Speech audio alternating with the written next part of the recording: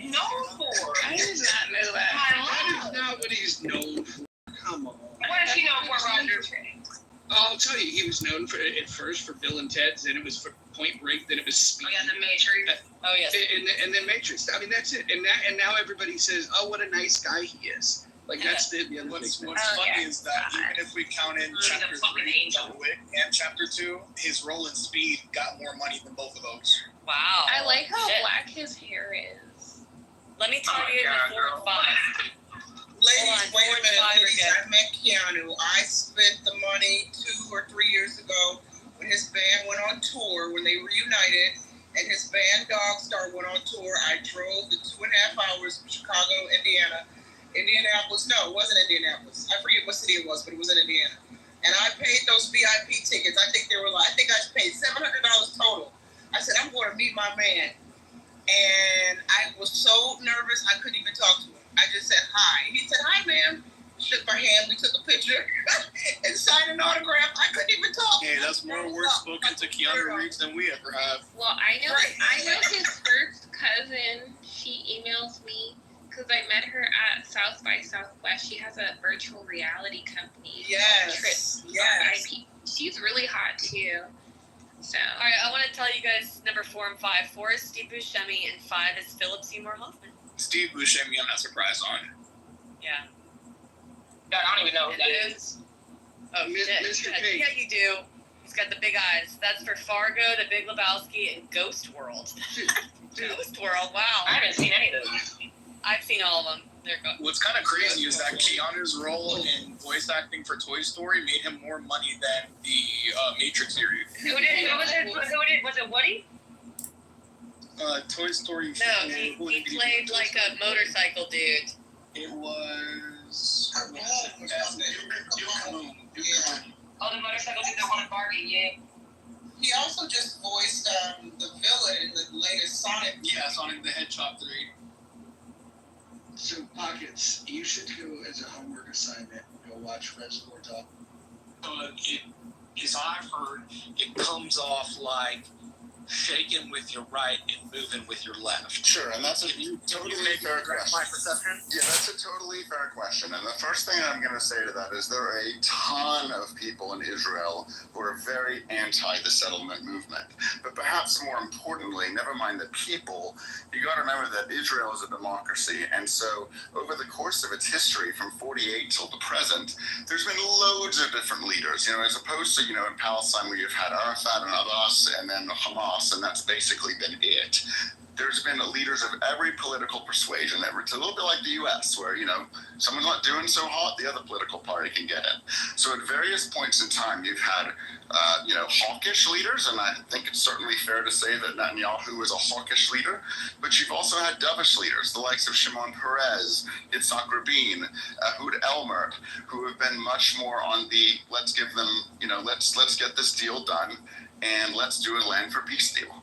And by the way, it's amazing because they're Zionists, and yet they're willing to give up land. So that doesn't make sense because they're supposed to be expansionists. But nevertheless, numerous Israeli leaders have had that stance. And so depending on which Israeli leader is in power is how you've seen the treatment of the settlements.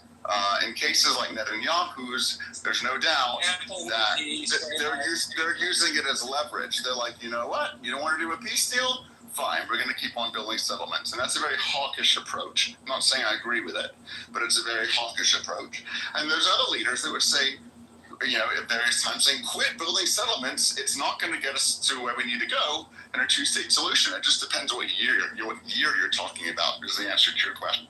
So really, there's a split in the population and leadership and how it should be handled, essentially. Yes. Like, not everybody agrees. And just like the U.S., like if a leader does not such a good job, then they get kicked out.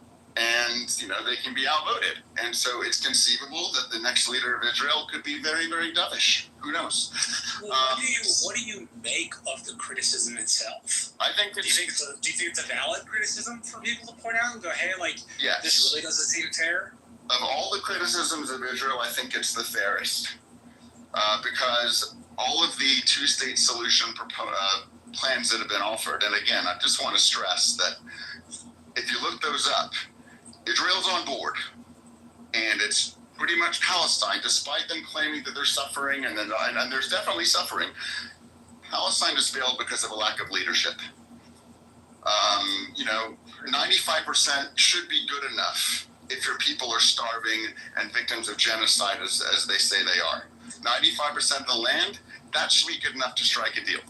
But nevertheless, my point is that, yes, I think the settlements is probably something that is a point of contention for good reason, because whenever there's been peace plans offered, generally speaking, a lot of the areas that have been offered have been in those same lands that are being settled. So you can certainly argue it's counterproductive.